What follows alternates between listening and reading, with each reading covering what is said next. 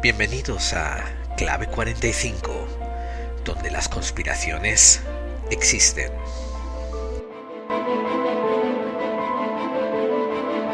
A mí alguna vez me ha ocurrido, y espero que a ustedes, oyentes de este podcast también, alguna vez al menos en su vida, ves unas noticias que se desarrollan y tú piensas, ¿cómo puede ir eso por ahí? Yo, en vez de hacer A, B y C, como están haciendo ahora, yo haría H, M, Z. Algo bastante diferente. Entonces pasan los años, pasarán 5, a lo mejor 10 o a lo mejor 15, y miras atrás en retrospectiva y ves que tenías razón, que la solución implementada por quien fuera que implementó esa solución, esa situación, era la equivocada. Quizás de una manera más mundana, más trivial, te ocurre que estás en un ámbito laboral, estás en tu trabajo, o a lo mejor estás en la escuela, en la universidad, en un ámbito educativo, y te das cuenta de que algo que se está proponiendo es completamente erróneo o que es contraproducente. A lo mejor tú tienes el valor de espíritu de proponer una alternativa. Y muy probablemente, si hay un poco de tracción de masa detrás de esta propuesta, te van a ignorar. A lo mejor con el tiempo te das cuenta, o todo el mundo se da cuenta, pero nadie quiere admitirlo, de que lo que habías propuesto tú era lo mejor para la situación dada. En el podcast de hoy tenemos por intención hablar de gente a través de la historia que tenía razón, y sin embargo, en su momento, pues o fueron atacados, o fueron vilipendiados, o fueron criticados, o fueron ridiculizados. Pero, a la larga, el paso del tiempo, la historia les dio la razón. Pero no quiero hacer este podcast como un listado, como una recolección de anécdotas que ustedes escuchen mientras manejan de camino al trabajo.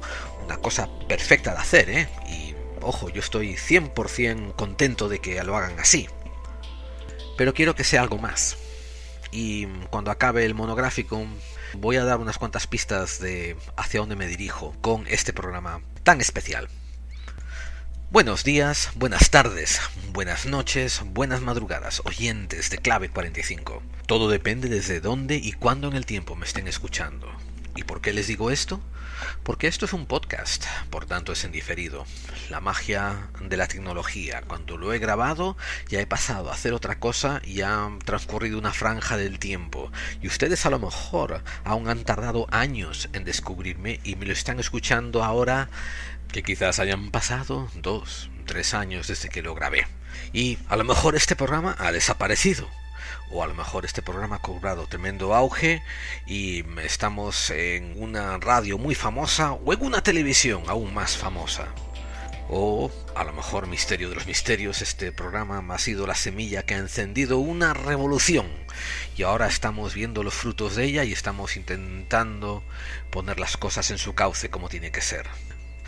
Les saluda una vez más su compañero de viaje buscando claves por este mundo tan indómito, Gerald Dean. Para la gente nueva que nos está escuchando por primera vez, Clave 45 es un programa que trata conspiración y misterios. Recuerden que este programa está hecho 100% sin ánimo ni de lucro ni de monetización. Por tanto, la única manera que tienen ustedes de darnos un poco de apoyo es o picando en el me gusta del iVoox o compartiendo esto en Facebook o en otras vías de contacto, en el Twitter, y suscribiéndose al programa en iVoox. Eso nos ayuda bastante. ¿Cuáles son nuestras vías de contacto? Tenemos un correo electrónico que está bastante activo. Es laclave4545@mail.com, mail.com. Nuestra página web, donde podrán encontrar enlaces a todos los programas que hemos publicado y podrán hacer una sesión de comentarios si quieren, y podrán encontrar enlaces a los podcasts y a los misterios recomendados en ese particular podcast de esa semana. Nuestra web es clave4545.wordpress.com. Si quieren buscarnos por Google Plus, ahí estamos en PodClave 45. Si nos quieren encontrar en YouTube, vamos un poco atrasados, como 2 o 3 programas atrasados, pero también estamos en YouTube. Por favor, busquen por Clave 45 y suscríbanse ahí. Estamos en Twitter, búsquennos por @laclave45. Y estamos en Facebook, búsquennos por Clave 45 y pueden mandarme una sugerencia de amistad, una petición de amistad, pueden escribir en el muro de la página que tenemos, etcétera, etcétera. Bueno, amigos, pues sin más, les agradezco que estén ahí porque yo de verdad que aprecio su tiempo y empecemos pues clave 45, donde las conspiraciones existen.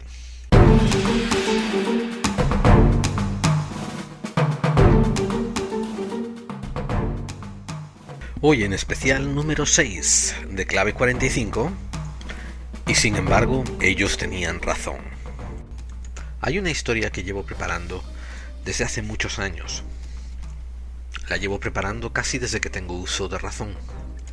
He estado recogiendo las piezas poco a poco, he estado hilvanando, poniendo en diferentes compartimentos a sus componentes, he trazado líneas entre ellos que los unen, y sin embargo me sigue faltando esa narrativa principal que haga esta una historia interesante.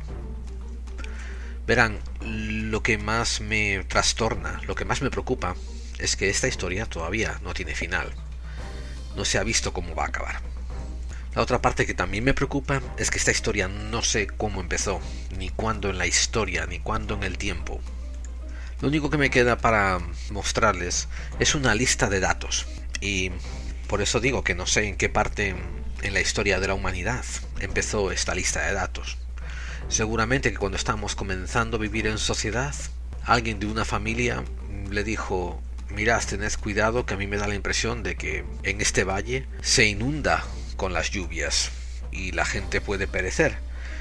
Y las otras 2 o 3 o 4 o 10 familias se le rieron hasta que llegaron las lluvias, y a lo mejor quedó alguien para decir ese hombre tenía razón, o a lo mejor ya no quedaba nadie para darle la razón. Por ejemplo, sería relativamente fácil hablarles de una figura como Galileo Galilei, un italiano que nació en 1564 y que hoy es reconocido como un predecesor de la astronomía y un inmenso científico, el padre del nuevo renacimiento de las ciencias. Galileo durante su vida publicó varios libros, recibió un cierto nivel de fama, un cierto nivel de reconocimiento, hasta que llegó el punto en que todos sabemos, donde decimos: con la Iglesia nos hemos topado. Y es cierto que recibió juicio religioso, lo procesaron por medios religiosos y a él se le acusó de quebrantar ciertas leyes que iban en contra de la moral que imperaba en ese momento en la Iglesia. Pero lo que poca gente recaba es que no solamente fue la Iglesia la que se apuró a condenarlo y a ponerlo en el bando de la gente loca, malvada o herética. Los propios científicos del momento rehusaban corroborar las teorías de Galileo, rehusaban mirar por el telescopio, rehusaban mirar sus notas y comprobar que lo que él estaba descubriendo en los cielos era real. Y queda constatado en el registro histórico de que algunos decían que rehusaban servirle de prueba a Galileo porque él habría puesto algún hechizo sobre ellos que haría que lo viesen de la manera en que lo hacía. Gracias a quien quieran dárselas, por lo menos Galileo no tuvo que morir, no tuvo que ser ejecutado víctima de su descubrimiento. Lo que sí tuvo que hacer fue recantarse, fue decir que estaba equivocado. Tuvo que renunciar al modelo heliocéntrico y tuvo que dejar que la Iglesia siguiese con sus estupideces. O sea, al menos a él no lo mataron. Pero el asunto está en que uno no puede simplemente achacar este retraso al oscurantismo de la Edad Media, al oscurantismo que promovió la Iglesia católica, apostólica y romana. Miras para atrás y nos encontramos a través de la historia con conquistas que queman iglesias, que queman templos de saber, que queman librerías. Destrucción que atenta contra los centros del conocimiento. Todo el mundo conoce la historia de Hipatia de Alejandría y cómo murió cuando atacaron la famosa librería, la famosa biblioteca. Lo que la gente parece no recabar y parece olvidar es que esa librería, esa biblioteca, había sido ya destruida 2 veces anteriormente, si no 3. O sea, a nosotros, como raza humana, nos interesa, en cierta manera, la ignorancia. Y parece que, como raza, vamos de la mano con los conquistadores que nos influyen o que nos infringen la guerra sobre nuestras culturas, nos la imponen como un método de vivir el día a día, y permitimos la destrucción del conocimiento.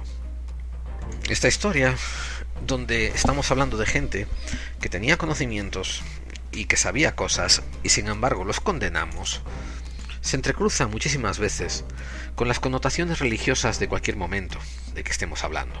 En la historia de Occidente, esas connotaciones religiosas vienen muchas veces impregnadas, vienen salpicadas por los efectos de la Iglesia Católica Apostólica Romana, que desde el año más o menos 300 en adelante se impuso de una manera u otra en Occidente. Pero miremos a donde miremos, a lo largo y ancho de este globo, encontramos que en Asia podía haber o un tipo de regente o un tipo de religión que provocaba diferencias y provocaba una guerra cultural. Lo que está ocurriendo ahora mismo en el Oriente Medio con estos grupos considerados de Al Qaeda, como el ISIS y otros de esa calaña, que van y destruyen monumentos viejísimos, antiquísimos, y destruyen patrimonios de la humanidad, ya ha estado ocurriendo a través de los siglos y de los siglos y de los siglos. La famosa esfinge de Gizeh, que le falta la nariz y las orejas. La gente intenta pasar la leyenda urbana de que fue bombardeada por Napoleón. Y no fue así. Napoleón era un tremendo admirador de todo el conocimiento egipcio. De hecho, Napoleón, hay quien dice que si llegó hasta Giza fue para cumplir el sueño de pasarse una noche en la pirámide, él solo.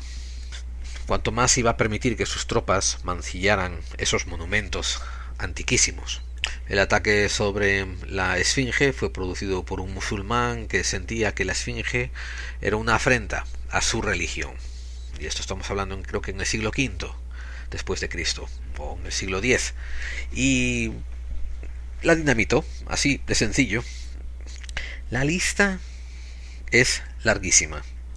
Miren, solamente dentro de las ciencias. Por ejemplo, el geólogo Harlan Bretz tuvo que aguantar innumerables sornas, burlas, blefas de sus supuestamente colegas geólogos, solamente porque él decía que en una zona que estaba investigando había ocurrido hacía tiempo inmemorial una catástrofe de increíbles proporciones. Él estaba estudiando un trozo de desierto en el estado de Washington, y no fue hasta 1950 cuando fue vindicado por la ciencia. Él después escribió un pequeño artículo que acababa diciendo: todos mis enemigos están muertos, así que no tengo nadie sobre quien vanagloriarme. Peor le ocurrió a Ernst Chladni, que en las primeras décadas de 1800 la ciencia miraba a los meteoritos, a estas piedras que entraban en la atmósfera y caían del cielo, los miraba como hoy en día se mira a los ovnis, como una pseudociencia. O sea, en 1800 los científicos del momento no le daban crédito a la realidad de que piedras cayeran del espacio.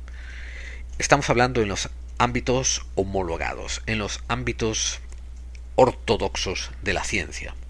Llegó hasta tal punto este tipo de convencimiento que muchos museos en 1700 y a la entrada de 1800 empezaron a deshacerse de su colección de meteoritos porque eran considerados fakes o hoaxes, mentiras. Finalmente, tras muchas décadas de investigación y lucha, consiguió publicar Ernst Chladni un par de papeles científicos que empezó a convencer poco a poco a la comunidad científica. C.J. Doppler, el que después le nombraron telescopios en su nombre, y el investigador del efecto Doppler. Él propuso su teoría en 1842, pero por 2 largas décadas no solamente fue opuesto por la ciencia ortodoxa, sino que además lo ridiculizaron en cada oportunidad que tuvieron. Cuando ratifican el efecto Doppler en 1868, cuando otro investigador, Huggins, pues ratifica lo que él dice ver. Por desgracia, Doppler ya había muerto hacía 15 años. El famoso investigador Galvani, al que le debemos la bioelectricidad y otros efectos eléctricos, cuando entra a la universidad delante de un grupo de sus colegas y se pone a demostrar que el cuerpo humano responde a impulsos eléctricos, la gente se le empieza a ir de la sala y la gente que los científicos, sus colegas que él se encuentra en el pasillo y que escucha así de refilón los comentarios, lo están llamando el instructor de danza de las ranas, porque estaba haciendo estos ejercicios con ranas muertas. Tardaron todavía varias décadas en reivindicar sus esfuerzos. En el caso también bien raro tienen al de James Lovelock. Este James Lovelock es el promotor, el autor, el creador de la teoría de Gaia. En ella promueve que la Tierra es en sí un organismo vivo, constituyente en sus partes de todos los organismos que habitan en ella. Todo está bastante interconectado. Él demostró que la biosfera es análoga a un organismo vivo con homeostasis, donde un organismo le produce un efecto reaccionario a otro organismo con el que está en contacto. Sin embargo, a pesar de que esto costó mucho ser admitido, eventualmente la teoría de Gaia pasó a ser completamente desechado y arrinconado aún hoy en día a las teorías del New Age. Se rieron también de Pasteur cuando empezó a traer su teoría de que los gérmenes transmitían enfermedades. Se rieron de Josiah Nutt y se rieron también de C. Finlay, que fueron los dos campeones más grandes que tuvo el siglo XIX, la batalla contra los mosquitos. Ellos promovían de que los mosquitos eran los transmisores de muchísimas enfermedades, entre ellas la malaria. Y sin embargo pasaban décadas y no les hacían caso. Y no tengo palabras suficientes para hablar del ridículo al que fue sometido Nikola Tesla. Lo digo en serio, no tengo palabras. De hecho, cuando haga un podcast sobre Tesla va a ser completamente dedicado a su grandeza y a la pequeñez que era de la gente que lo ridiculizaba. Bien, estos son algunos pocos casos entre la ciencia, vamos a mencionar algunos más. Pero esto no es un listado de casos, esto no es un programa de mira qué lista tan bonita te traigo. Este conjunto de personas, este grupo de nombres que traemos aquí en representación, son un muestrario de un grupo muy importante para la humanidad, para ti, para mí. Son muy importantes para nosotros, nuestra evolución. Repito, son muy importantes para aprender a cómo salir de este problema en el que estamos metidos, que se llama sociedad contemporánea. Este grupo de hombres son el grupo de los que tenían razón. Y sin embargo, aun teniendo razón, fueron castigados. Este grupo de personas, de hombres y mujeres, representan dos virtudes en la condición humana. Una que es la de perseguir a la verdad, allá a donde te lleve. Muchos de estos, que aun así recibieron castigo, eran consecuentes, se daban cuenta del momento en que les tocaba vivir, no eran solamente soñadores o idealistas, se daban cuenta del riesgo que estaban corriendo. Muchos, no todos, muchos. Y aun así lo pagaron. Supongo que hay algunos dentro de esta lista que no lo querían pagar. Supongo que nadie lo quería pagar un precio que no debieran de pagar. Pero quiero decir de todas formas que hay algunos que quizás no esperaban este fin, no esperaban que fueran muertos, que fueran avergonzados, que fueran hecho ostracismo de sus comunidades, que fueran castigados tan duramente. Algunos no lo esperarían. Algunos igual eran tan ilusionados que esperaban ser recibidos como salvadores. Pero permítame resumir dos puntos, como iba diciendo. Uno, esta gente era consecuente. Esta gente era consecuente con querer buscar la verdad a donde lo llevara. Era consecuente con querer encontrar la verdad fuera por los caminos a los que se dirigiese.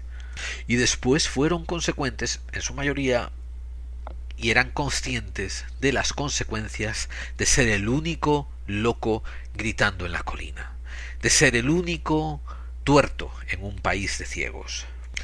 Por tanto, amigos y amigas, no crean que el hecho de tener razón, que el hecho de emprender una batalla justa, que el hecho de tomar una causa benevolente, altruista, eso les va a garantizar un buen fin de batalla. Si algo nos mostró la Guerra Civil Española, era que muchas veces los malos ganan. Y muchas veces los malos ganan tanto y tan bien que se mantienen de ganadores y vencedores durante décadas. Pero les voy a recordar una cosa, la otra opción, la de no luchar por eso en lo que crees, la de tragar la basura que los que están en el poder insisten que te tragues, no debiéramos de verlo como una opción. El segundo punto que les hago recapacitar es que estas figuras fueron capaces de ir en contra de un sistema generalizado. Tuvieron la claridad de percepción, la claridad de mente, de decir, esto no estoy seguro de que sea así. Y fueron capaces de investigar y perseguir una manera alternativa de pensar. Nosotros llevamos muchas décadas aleccionados, adormilados, aborregados por un sistema inicialmente, un sistema que fue llamado el sistema educativo inicialmente. Y después, este sistema educativo nos preparó para entrar en la sociedad que la misma gente que había impuesto el sistema educativo había preparado para que siguiese sirviendo sus propósitos. Tengo un conocido de este podcast que lo conozco desde que casi que empecé el podcast. Se presentó, se hizo amigo mío, hablamos en privado, por correo electrónico, etcétera, etcétera. Que él está bastante apoyando la teoría de una tierra plana. A mí me chocó, pero ojo, me chocó y me animé a hablar con él. Y hemos tenido unas conversaciones muy interesantes. Yo no soy muy creedor de la tierra plana. Bueno, soy casi 99.9% convencido de que la tierra no es plana y de que más bien es una esfera, como nos es descrito en la ortodoxia. Pero ese 0.99% es porque veo cómo se podría crear un bulo y se podría crear un engaño, aunque sea extremadamente artificial y rocambolesco e increíble. Y por eso me digo que siempre dejo un pequeño ápice para poder cambiar mi parecer. Pero este muchacho, por ejemplo, tiene bastante convicción, tiene bastante agallas como para intentar perseguir esta sospecha que tiene y este tipo de creencia e intentar encontrar las vertientes que lo apoyen desde el punto de vista científico, dentro de sus capacidades.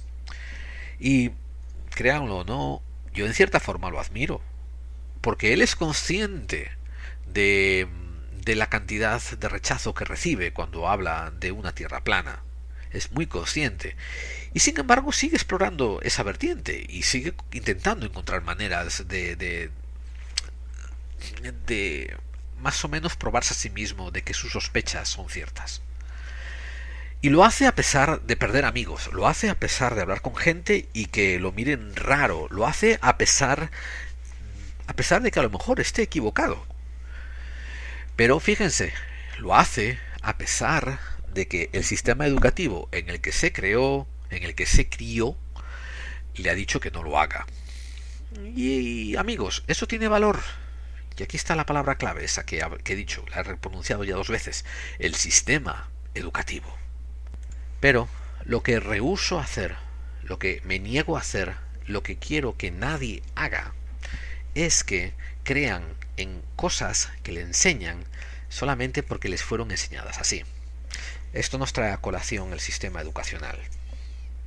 A mí me explicaron hace mucho tiempo, y creo que bastante acertadamente, que una de las mejores funciones del sistema educacional es evitar que cada uno tenga que reinventar la rueda. Entonces, en vez de tú tener que descubrir lo que es la regla de 3, lo que es ecuaciones con los límites, lo que es raíces de múltiples grados, lo que son las potencias. En vez de tener que descubrir por ti mismo cada uno de estas operaciones aritméticas, por ejemplo, pues te enseñan lo que otros ya han descubierto. ¡Excelente! Aunque, por desgracia, en el sistema educacional que hoy en día tenemos, supeditan el aprender esto rápidamente y son capaces de dejar atrás, de hacer negligencia sobre el acto de descubrimiento. Yo siempre he argumentado de que en las escuelas no solamente te tenían que estar enseñando cómo hacer una regla de 3, pero en una buena escuela donde de verdad te enseñaran una buena educación, tenían que dedicar el tiempo que hiciera falta a enseñarte a cómo aprender tú a descubrir y a entender cómo funciona la regla de 3. No a que te la den mascada, tú digerirla y convertirte en un lorito de repetición. Y después, cuando acaba el examen, no te vuelves a acordar en tu puñetera vida más de eso que te han enseñado. Un buen sistema educativo te debía de ayudar a ti a descubrir las cosas que ellos te van a enseñar, que en estos momentos te están enseñando como un dogma de fe. Y el inmenso problema que encuentro es que el sistema educativo, además de funcionar más bien como una guardería para permitir que los padres estén fuera de la casa trabajando como esclavos para pagar cosas dignas de supervivencia y nada más, no enseña, obviamente, a nuestros hijos y a los pupilos, no enseña a tener razonamientos, no enseña facultades para discernir, no enseña a ser críticos, vamos, nada, nos enseñan la fórmula del lorito. Como mucho nos dan una demostración, pero esas demostraciones nos las imponen como un castigo. Tienes que resolver el problema y aún por encima hacer la demostración. Y como falles en alguna te deducimos puntos. Que es básicamente un preludio a lo que te vas a encontrar en la sociedad que ellos te están predisponiendo, que es la sociedad del castigo, la sociedad de que da gracias de que tienes esto, porque si no podías estar mucho peor. Y al sustraernos de la capacidad crítica, de la capacidad analítica, de la capacidad de discernimiento y de búsqueda, nosotros no exigimos cosas mejores, nosotros no pedimos cambios grandes, nosotros no exigimos que el sistema cambie, porque nos lo dan mascado y nos enseñan a no preguntar. En algún lado creemos que la creencia, la fe, la creencia, el decir yo creo esto y tienes que respetármelo, es tan válido como la sabiduría misma o el descubrimiento o la ciencia. No es así. Que no le vendan eso, no lo compren. Esa idea no es cierta. Después hay este sistema de creencias que hoy en día se ha imbuido dentro de los anales de la ciencia, dentro de los pasillos de las universidades. Y son estos loros de repetición, estos atletas de exámenes, estos catedráticos de sillón, que se saben pasar lecciones y saben pasar exámenes. Yo los llamo examinadores profesionales, porque sí, saben pasar muy bien muchos exámenes. Pero después no saben hacer nada práctico con el conocimiento que tienen. Estos, de los que estoy criticando, son los mismos que a Ignaz Semmelweis, un doctor húngaro, lo criticaron hasta el ridículo. ¿Qué proponía este excéntrico doctor húngaro? Bueno, él notaba que había muchas mujeres que cuando parían, pues contraían lo que se llamaba puerperal fever, la fiebre púrpura o algo así. Y estaba trabajando en el Hospital General de Viena y vamos, que tenía demasiados casos de la fiebre púrpura, purpureal fever, no sé cómo es la traducción en castellano.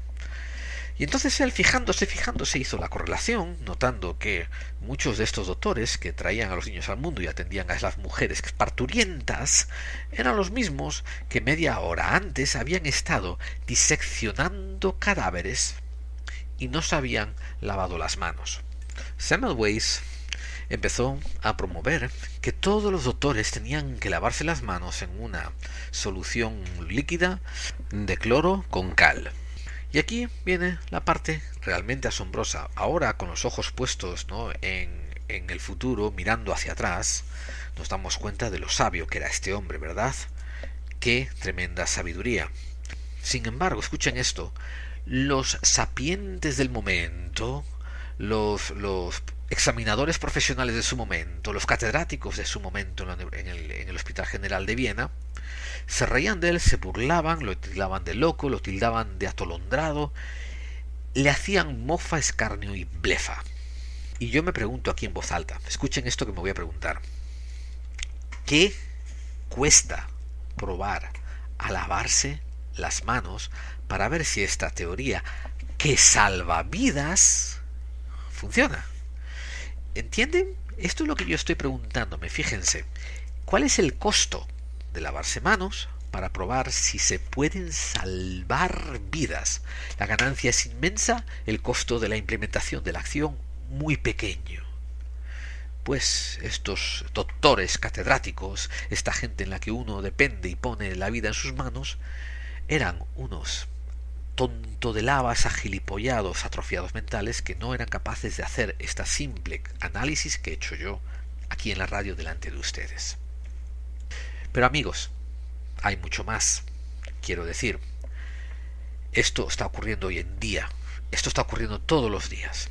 Y también ocurre lo que le pasó a Semmelweis, porque no fue simplemente que alguien de repente lo probó y tenían razón y lo sacaron en hombros. Esa no es la historia real. Esa es la historia de Hollywood que te venden para que te quedes atontado delante de la televisión y te levantes sintiéndote bien acerca de haber visto un programa que es como azúcar y agua. No te hace nada bien para ti. No tiene ningún contenido nutricional. Es calorías vacías. A Semmelweis se le burlaron hasta la saciedad. De hecho, un director de planta le prohibió acercarse a su sección por considerarlo enajenado. Tuvo una depresión seria y después sufrió un colapso nervioso mental. Acabó al año siguiente siendo internado en un asilo sanitario para dementes. Tenía 47 años. Al año siguiente apareció muerto por las palizas de los guardias del sanitario. Eso sí, amigos, su hipótesis fue más tarde confirmada por Pasteur con su teoría sobre gérmenes. Pasteur, otro hombre que también recibió alto nivel de escarnio, alto nivel de burlas. Y eventualmente hasta Joseph Lister empezó a hacer trabajo pionero en la asepsia a la hora de infringir cirugía, o sea, en sanitizar todos los elementos quirúrgicos que iban a emplear sobre una persona. Estos dos hombres consiguieron salvar un sinfín de vidas y mejoraron la calidad de la vida de muchísimos millones de personas. Hay gente que intenta argumentar que la idea de Ignaz Semmelweis no era digna de tener el crédito. ¿Por qué? Porque él no entendía de aquella la correlación que había entre los gérmenes de que traían los doctores en las manos de los cadáveres y las mujeres que morían pariendo. Por tanto, no era capaz de racionalizar una correlación y establecer una hipótesis coherente. Y aquí vuelvo a decir yo, ¿cuál era el costo comparado con la ganancia? El costo era perder un minuto lavándote las manos. La ganancia era no perder la vida de una persona. A mí no me vengan con lógicas falácicas, porque es cierto, él no estableció una correlación apropiada, pero yo argumentaré siempre que el costo no justifica no implementar esa práctica, porque el riesgo de ganar podía ser inmenso y el riesgo de no ganar nos hubiera hecho perder un minuto o dos. Después tienen al fabuloso químico ruso Dmitri Mendeleev. Dmitri Mendeleev estaba pasando muchos meses, quizás años, intentando encontrar la manera óptima de escribir los elementos conocidos en una tabla. Esta tabla eventualmente se llamaría la tabla periódica de los elementos, que a todo el mundo nos ha tocado estudiar en química. La tabla que estudiamos hoy en día se la debemos a Mendeleev. Y claro, ustedes dirán, me cago en sus patas la que me hizo pasar a mí en química. Bueno, lo que él hizo fue una genialidad. Pero lo que quizás no todo el mundo sepa, aunque sí muchos de mis oyentes, porque son listos como ajos, es que después de haber pasado muchos meses intentando encontrar la configuración perfecta de poner las cosas en una manera organizada, inteligente, coherente, que fuese la más eficiente posible, la idea actual le llegó en un sueño. Él se despertó después de haber soñado la manera de posicionar todos los elementos en este papel y lo dibujó y lo escribió y vio que el sueño tenía razón. Y aquí ocurrieron ahora dos cosas curiosas. Los payasos de la ciencia, que todavía hay infinidad de ellos en todos los ámbitos de nuestros países, tanto en las universidades, como en los hospitales, como en los centros políticos, como en los centros culturales. Los payasos públicos se rieron de él, en primer lugar, porque tuvo la honestidad de decir que esto se le había sido inspirado en un sueño. Empezaron las risas y los choteos, pero ojo, algunos que otros científicos ortodoxos miraron la tabla y dijeron: caramba, esto tiene sentido, está excelente, y muchos se le pusieron de su lado. Los otros payasos seguían carcajeándose y riéndose. Lo de siempre. Los payasos se ríen de la gente como si la otra gente fuera la payasa, cuando es obvio quién es el más deficiente mental. No voy a decir deficiente mental, me voy a corregir porque quise decir deficiente lógico, la persona con menos mientes para desarrollar lógica y tener una capacidad cognitiva. Son simplemente burritos de repetición estos tipos. En fin, cuando descubrieron que la tabla estaba más o menos decente y que servía el uso que se le quería dar, se empezaron a reír también otra vez de él. ¿Por qué? Porque la tabla mostraba agujeros, mostraba huecos. Esto el Mendeleev postuló de que estos huecos eran debidos a ciertos elementos que todavía no habían sido encontrados. Bueno, los burritos de repetición empezaron no solamente a reírse, sino a choteársele, a decir que lo que él decía era imposible, era falso, etcétera, etcétera, etcétera. Lo bueno fue que entre 10 y 20 años del uso de su tabla se empezaron a encontrar estos elementos, validando la conjetura de Mendeleev, y gracias a Dios él todavía estaba vivo para ver sus teorías llevadas a buen puerto. No podéis seguir viviendo en un mundo de incongruencias. Tenéis que llevaros a donde os lleva la razón, y no podéis cerrar puertas detrás vuestra. Esto se transfiere perfectamente bien desde el mundo de las ciencias del que estoy hablando al mundo social, al mundo de cada día. Vosotros estáis escuchando este programa parcialmente porque ya tenéis la mente un poco abierta, pero habrá otra gente que sea mucho más escéptica, y sea escéptica del modo equivocado. Sí, hay un modo equivocado de ser escéptico y hay un modo equivocado de ser creyente. Por ejemplo, un modo que a mí me parece siempre apropiado de ser creyente es: yo voy a creer en este texto religioso aunque no sea verdad. ¿Por qué? Porque me hace mejor persona, y lo que dice este texto religioso no es necesario que sea verdad. A mí me sirve para mejorar. Pero después están los creyentes equivocados, los que agarran una Biblia, un Torah, un Corán, el libro que sea, y dicen: esto es cierto porque lo escribió Dios, y intentan meterlo en calzador en todas las teorías científicas, a pesar de que van en contra de lo que dicen en ese libro. Estás siendo un mal creyente. ¿Por qué? Porque te hace falta calzar la fe con la ciencia, y no tienen que ir juntas. Para ser un buen creyente tienes que ser capaz de reconciliarlas por separado. Pero ojo amigos, ya te digo, esto de querer ser el centro del mundo, de querer decir estoy en lo cierto, de querer decir lo sé todo, es parte un poco de nuestro ADN. Y se transfiere a los ámbitos culturales. Por ejemplo, me acuerdo cuando fue el Tour de Francia de bicicletas, hubo un ciclista, se llamaba Le Monde, un ciclista que empezó a acusar al norteamericano Lance Armstrong de que él se estaba dopando. Pero los medios de comunicación, los medios periodísticos y los jueces, ninguno le atendió a sus quejas. ¿Saben lo que era más curioso? Todos los competidores lo sabían. Era un secreto gritado a voces. Y esto salió a relucir después, en el futuro. ¿Qué ocurría? Que Lance Armstrong en estos momentos era el niño bonito del ciclismo y tenía un montón de sponsors, de contribuyentes, un montón de inversiones, un montón de publicidad que era mano a mano con él. Si en él se descubría que era un dopado, él iba a perder el dinero de esos patrocinadores, pero los patrocinadores también iban a perder un poco de cara por estar patrocinando a un dopado. ¿A quién castigaron? Castigaron a Le Monde.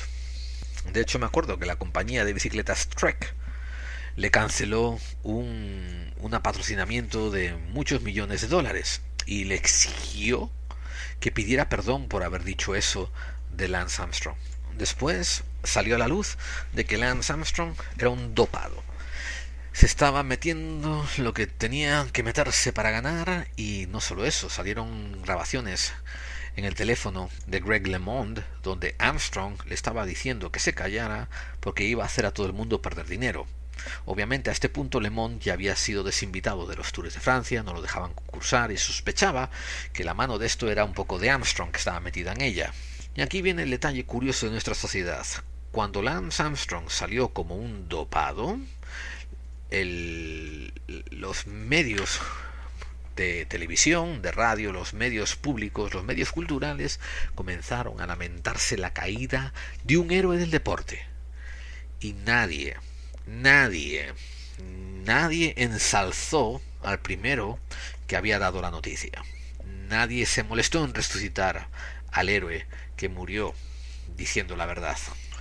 Otra gente que cayó diciendo la verdad y de las que ustedes y yo nos hemos olvidado es, por ejemplo, el Army Chief Eric Shinseki. Se escribe Shinseki. Cuando Donald Rumsfeld propuso empezar a invadir países después de los atentados del 11S, Eric Shinseki le dijo a él y al Congreso de que iba a hacer falta muchos cientos de miles de soldados en Irak para intentar sostener Irak. Y claro, a Rumsfeld no le gustó esa respuesta y lo mandaron dimitir. Bueno, le hicieron una democión, lo bajaron de rango y pusieron a otro en su lugar. Pasaron los años y ¿qué ocurrió? Que sí, que los Estados Unidos de América tuvo que mandar cientos de miles de tropas entre los países que se fue a invadir, entre Irak, Afganistán y esto del Oriente Medio. Mientras, de Shinseki no se acuerda nadie. Nadie se ha molestado en redimirlo. Nadie se ha molestado en devolverlo a su posición que se merece.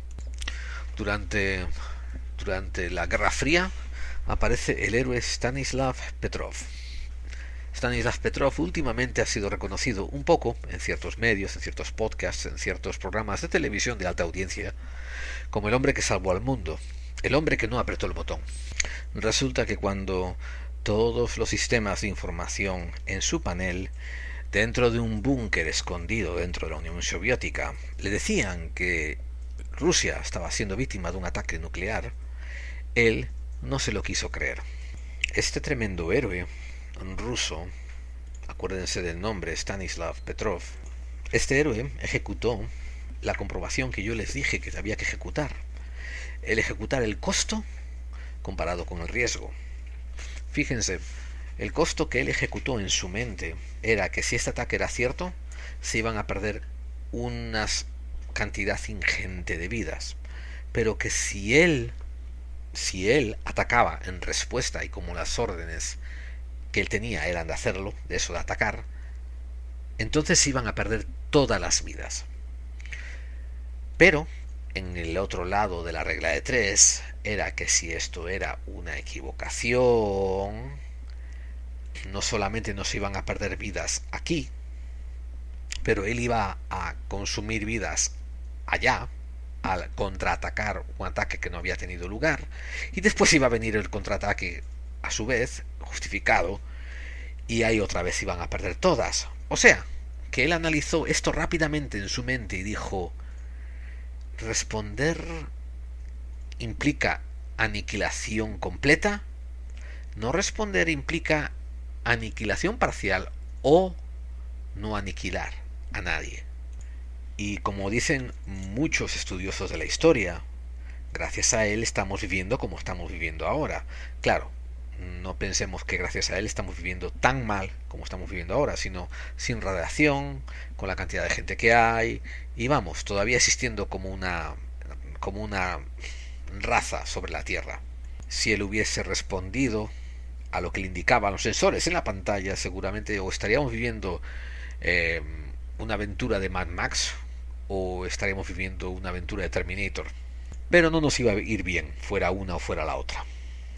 Él tenía el poder de tomar una decisión que iba a afectar al resto de nosotros. Otros, como por ejemplo el célebre economista John Maynard Keynes, fue testigo de lo que ocurrió después de la Primera Guerra Mundial, cuando se le imponen unas reparaciones ingentes a la nación de Alemania en el Tratado de Versalles. Entonces, él predice que se iba a producir una situación de hiperinflación. Esto, él sí continuó sus predicciones diciendo, esto iba a crear el caldo de cultivo para que se levantase un dictador. Y esto iba a producir que se crease otra guerra mundial. Nadie le hizo caso. Tampoco nadie le hizo caso, en cuanto a lo del Tratado de Versalles, al Marshal Ferdinand Foch, F-O-C-H, que era un comandante de la Armada francesa. Fíjense que a él sí se le recogió escribiendo y diciendo en voz alta, esto no es una paz, esto es un armisticio de 20 años. Y efectivamente, amigos, 20 años de que se firmó el Tratado de Versalles y 64 días más, Alemania invade Polonia y la Segunda Guerra Mundial comienza.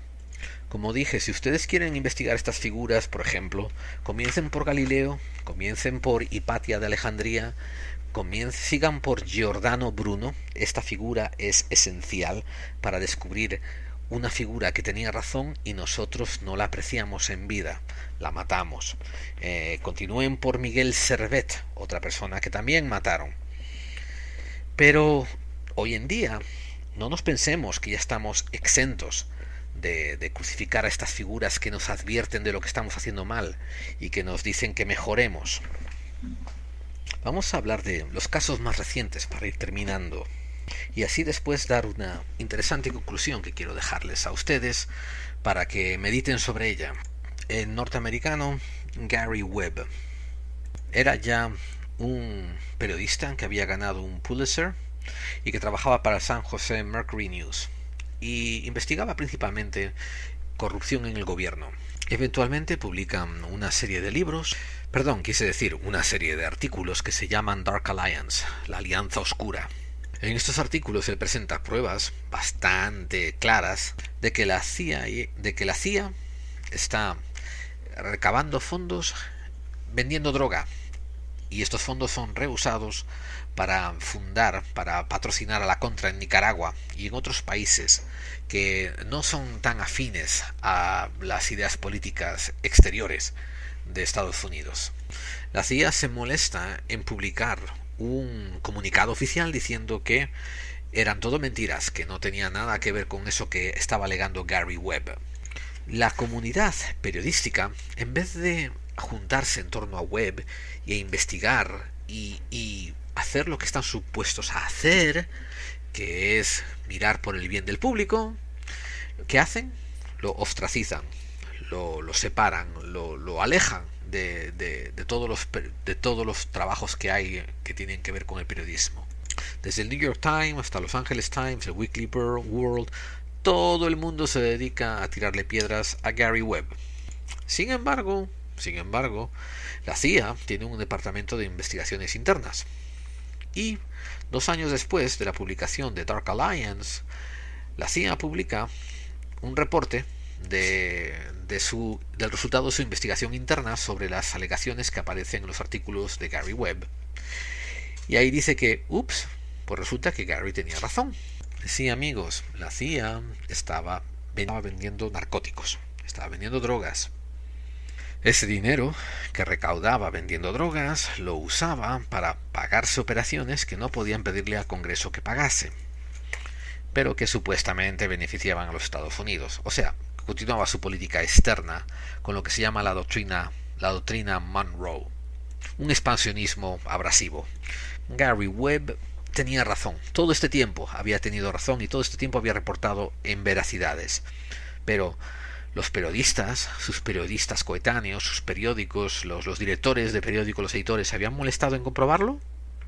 No solamente Gary Webb tuvo que dejar el periodismo, sino que acabó suicidándose víctima de una depresión masiva. Hay gente que también dice que lo suicidaron. 2 años después. Ahí tienen a Edward Snowden, que en los Estados Unidos es considerado como un traidor. Bueno, por la mayoría de la población. La mayoría de la población que se dedica a escuchar Fox News.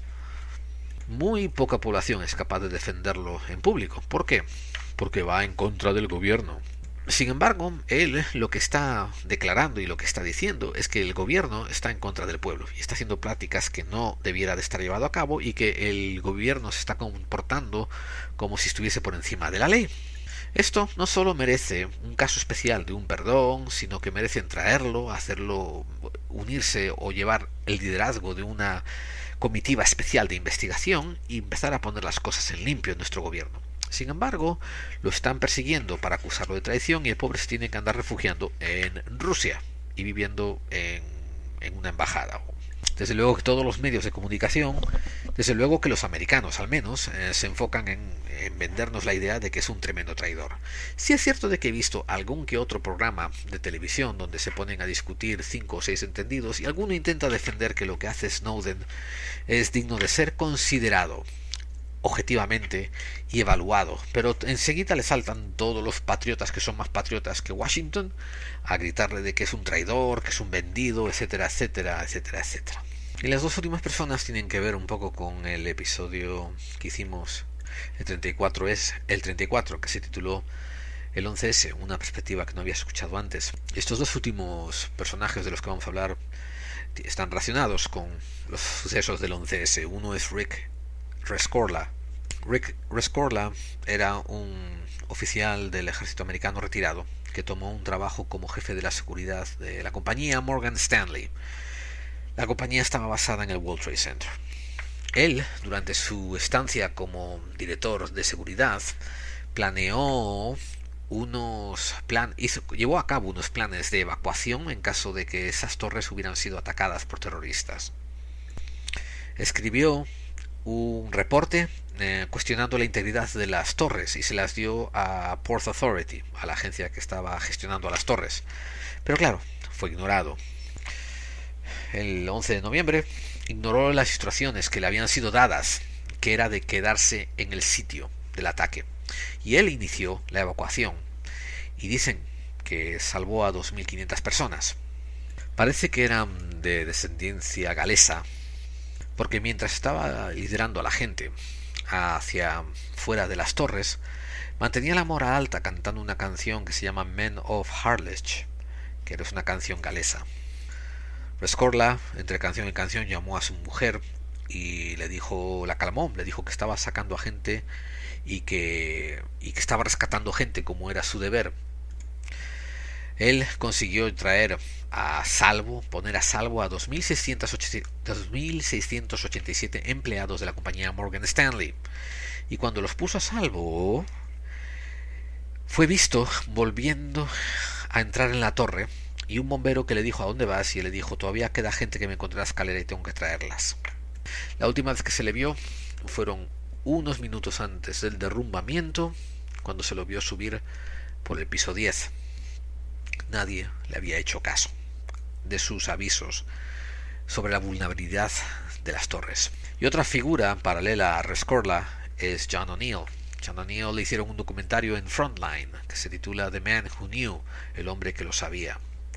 ¿Por qué? Porque él había trabajado como contraterrorista en el FBI desde el 1995 hasta el 2001. Si no recuerdo mal, La Rosa de los Vientos creo que hizo hace años un pequeño monográfico y homenaje a John O'Neill hablando del 11 de septiembre. Un héroe que sin embargo en los medios norteamericanos apenas aparece, seguramente por todo lo que sabía. Cuando se dejó el FBI en el 2001, lo dejó porque no le hacían caso. Esta seguía exponiendo ideas de que Al Qaeda era un centro muy peligroso y que era una amenaza real para los Estados Unidos. Y le estaban haciendo ascos, lo estaban ninguneando, lo estaban haciendo la vida imposible en el FBI. Entonces él dejó el FBI y tomó un trabajo como director de seguridad de World Trade Center. Y empezó a trabajar en agosto del 2001. Alguna gente dice, y esto no lo recuerdo, pueden buscarlo ustedes en internet, de que de hecho llevaba creo que su primera semana de trabajo efectiva cuando fue el 11 de septiembre. Y vamos, apenas le había dado tiempo a sentarse en su despacho cuando murió en él. Pero él es otra víctima de gente que decide ignorar algo a lo que hay que hacer caso. Ustedes se pueden decir, pero ¿cómo vamos a hacer caso a todo? Si hay un montón de locos gritando al viento y dando ideas exageradas y locas y que no se pueden uno prestar atención a todo. Amigos, eso era antes. Antes podíamos decir, estoy hablando de los años 60, los años 80, los años 50, podíamos decir, yo no puedo hacerle caso a todos estos locos y voy a enfocarme en lo mío y voy a mantener la cabeza baja. Miren lo que el año 2000, lo que el año 2010 nos ha traído. Nos ha demostrado que esos sociópatas que tienen en el poder ponen a unos títeres que son tan sociópatas casi como ellos, solamente que de menor pedigrí. No pueden confiar en ninguno de los estatutos de poder. No pueden creer a nadie. Tienen que ejercitar el entendimiento, tienen que usar las mientes, tienen que usar la materia gris, tienen que ser críticos. Cuando comencé este programa, yo contaba con decenas de gente crítica diciendo, mira, otro baboso que quieren que le sigan y quieren que le rindan pleito y pleitesía. No, amigos, ni por asomo. A mí nunca me interesó que nadie estuviera ni de acuerdo conmigo ni en contra mía. Como he explicado muchas veces, esto se trata de unas reflexiones que una persona ha llevado a cabo y que estoy compartiendo con otras con el afán de que a algunas personas que escuchen les sirvan para algo. Otras puede que no les sirvan para nada, pero por lo menos les refuercen lo que ya están pensando. Y otras les sirve para ir para el lado contrario. Es el sentido crítico, es lo que tienen que ejercer ustedes. Y recuerden esa regla de 3 que les di. Tienen que pensar en, si hacemos esto, cuesta mucho, pero a lo mejor la ganancia es inmensa. Y les voy a dar un ejemplo. Si dejamos de usar este sistema de gobierno y lo tumbamos, ¿qué perdemos? Bueno, perdemos un sistema de gobierno podrido y podremos implementar un sistema de gobierno que funciona para nosotros. ¡Wow! ¡Qué buena idea! Ojo amigos, no estoy hablando del 34, de 1934, no estoy hablando de Franco, no estoy hablando de unos fascistas que quieren tomar el gobierno para nosotros diciéndole para los servicios de esos fascistas. Estoy hablando de la mayor cantidad de bien posible para la mayor cantidad de gente posible. No estoy hablando de comunidad, estoy hablando de la persona que está a su derecha, a su izquierda, el vecino que está enfrente y el vecino que está atrás. Para todos, para la mayor cantidad de gente posible. Esto no funciona. Tienen que sacarlo del medio. No funciona. Las medidas de las que tienen que ser críticas, estoy hablando aquí de sociedad, pero aplíquenselo al tema que le guste. Aplíquenselo a educación. Aplíquenselo a ovnis. Aplíquenselo a teoría de la conspiración. Aplíquenlo al ámbito que más le guste. Lo primero que hay que hacer es, ¿cuál es el cambio más sensato? ¿Cuál es el cambio que cuesta menos trabajo? ¿Y cuál es el cambio que cuesta más trabajo y trae más beneficios? Repito, ¿cuál es el cambio más sensato? ¿Cuál es el cambio más sensato que cuesta menos trabajo? ¿Cuál es el cambio más sensato que cuesta menos trabajo pero aporta más beneficios? Y esa simple regla de 3 se lo aplican a todo lo que se tengan que cuestionar en la vida. Por ejemplo, ¿hay extraterrestres? Sí. ¿Por qué no se muestran? No lo sé. ¿Te afectarían algo en tu vida? No. Entonces, te da igual.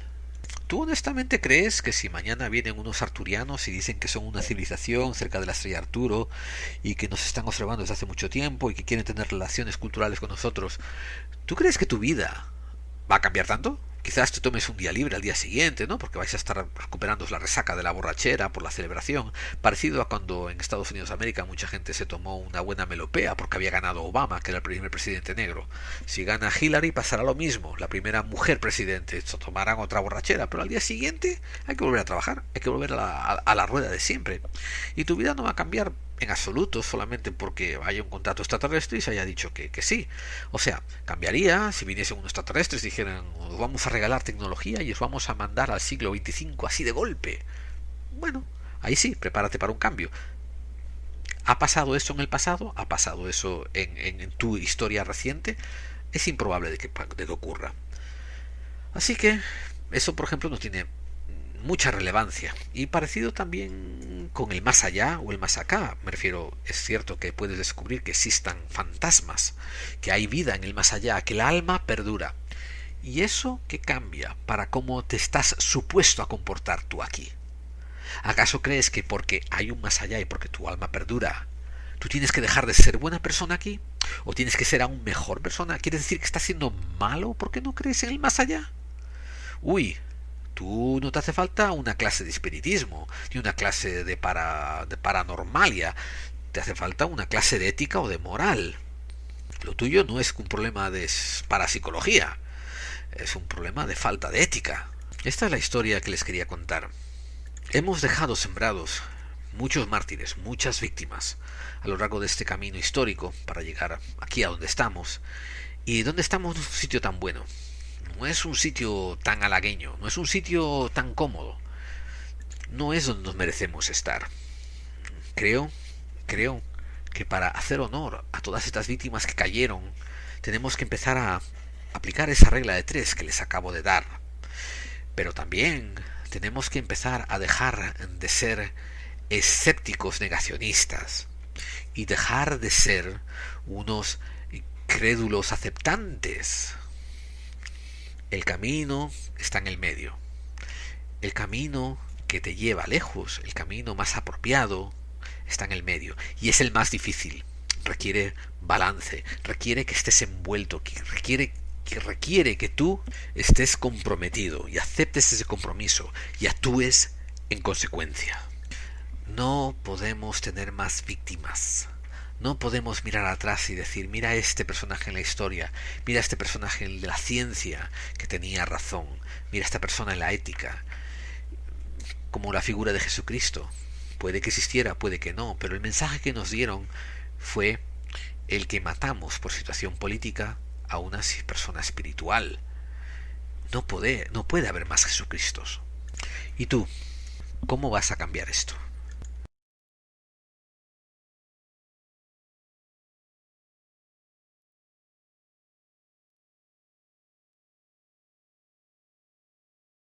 Movilizar ha sido concienciar. Nosotros existimos, los que queremos pensar por nuestra cuenta, para perturbar a los demás. Si hay aquí algún creyente, me dirijo a él o a ella, para recordarle la frase que hoy explicaba yo en la universidad cuando una persona, un compañero que era representante, parece, de la teología de la liberación, me preguntaba, y le recordaba yo un pasaje del Evangelio de mi época pasada, soy conocedor. Decía: mirad, una de las cosas que figura en el Evangelio es cuando le preguntan a Jesús de Galilea: ¿tú qué has venido aquí a traer la paz? Dice: yo no, he venido a traer la guerra. ¿Y qué quería decir? He venido a concienciar, a perturbar. Nosotros no queremos gente tranquila, drogada, queremos gente que inquieta. Venimos a perturbar, a agitar cerebro, a mover conciencia. Existimos en la medida que movilicemos el pensamiento. Como decía en aquella iglesia que en el barrio Naranjo de Córdoba: levántate y piensa, es lo más revolucionario que he visto en mi vida, porque la rebeldía empieza aquí, en la cabeza, que dice: no sirvo, no me da la gana, no quiero asumir estos valores. Movilización que significa, por tanto, ese esfuerzo por pensar y por hacer pensar. Los grandes revolucionarios de la historia, la característica fundamental fue que hicieron pensar. La revolución la hicieron las gentes, las masas, los colectivos, pero el valor de ellos es el pensamiento que pusieron en marcha, es el concepto de la movilización.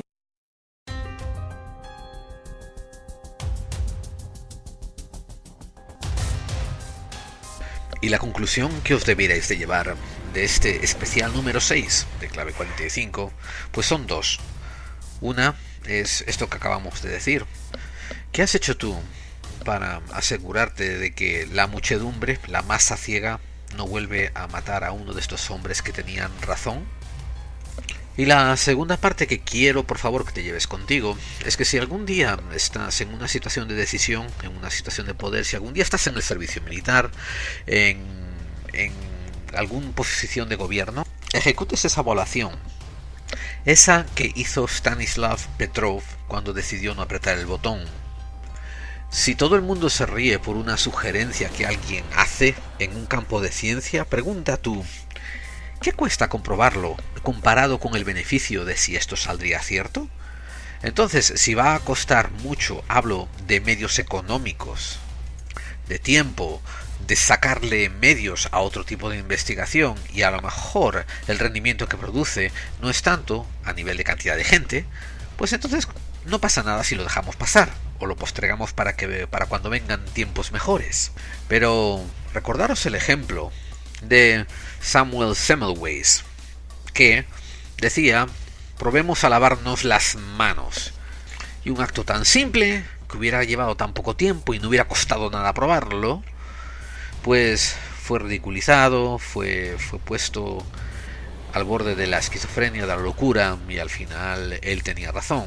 En su propio ámbito personal, hagan estas pequeñas reglas de 3, hagan estos balances automáticamente hasta que se conviertan en una cosa mecánica, una cosa que lo hagan casi inconscientemente, para así, amigos, cuando llegue la hora de la verdad, puedan tomar decisiones que sean un poco más fructíferas. En la vida real hay también un montón de técnicas que tienen que aprender a implementar. Por ejemplo, si están en una oficina y ustedes saben de una medida que costaría poco, pero que traería un bien inmenso, seguramente van a tener que convertirse en mini psicólogos, van a tener que analizar la actitud de su jefe, de sus jefes inmediatos, o de toda la cantidad de jefes que hay, que en las oficinas españolas hay 100.000 jefes y solamente 2 curritos, y ver cómo a lo mejor usted puede llegar a implementar esta medida sin incurrir en la ira de esos jefes chupatintas que lo detienen todo. Por eso digo que no es tan fácil. Recuérdense el episodio que hablé donde el poder juega al ajedrez y nosotros a las damas. Tienen que aprender a jugar al ajedrez. Las jugadas son complejas. Los que nos han puesto aquí no nos han puesto aquí porque ellos juegan a las damas. Nos han puesto aquí porque nosotros los hemos dejado, porque somos así, entre vagos y tontos. Elijan ustedes la definición. Déjenme saber qué le pareció este programa. Y es un especial que hice con mucho cariño y creo que nos da mucho que reflexionar. Escriban en el muro de iVoox si le gustó, suscríbanse, mándenme un correo a laclave45 en @mail.com. Escriban algo en la página web en clave45.wordpress.com. También por Google Plus, búsquenos por pod clave45, en Twitter en @laclave45, Facebook en clave45. Y recuerden, estos contactos los tienen debajo de la descripción del episodio. Pueden hacer un corta y pega de ahí. Pero quiero saber sus opiniones. Déjenos saber si hay algunas personas que me he olvidado y que son relevantes. Compártalas con el resto de nosotros. Dennos sus ejemplos, no dejen que esas memorias se pierdan. Y por ahora esto va a ser todo. Espero que volvamos a encontrarnos el próximo martes. Clave 45 sale en iVoox todos los martes en la madrugada en la hora española.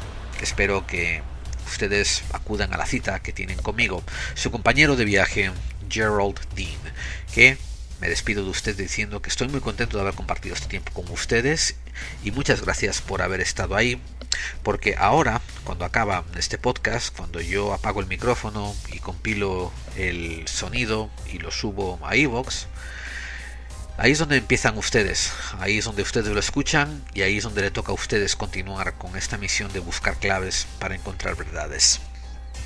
Y eso es todo, amigos. Recuerden, las conspiraciones, crean ustedes en ellas o no, existen.